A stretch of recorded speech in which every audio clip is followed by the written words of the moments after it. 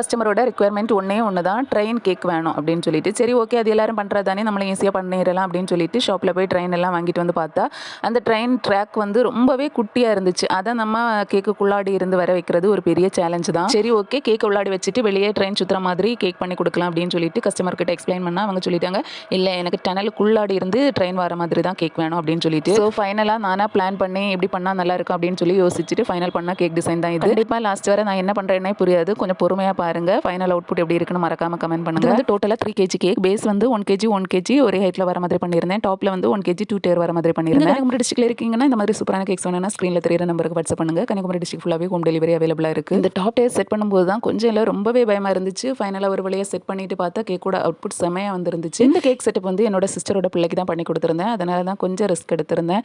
ஏன்னா ஏதாவது சொதப்பினாலும் நம்ம பார்த்துக்கலாம் அப்படின்னு சொல்லிட்டு. உங்களுக்கு இந்த கேக் டிசைன் பிடிச்சிருந்தா மறக்காம லைக் பண்ணி ஷேர் பண்ணி சப்போர்ட் பண்ணுங்க. தேங்க்ஸ் ஃபார் வாட்சிங்.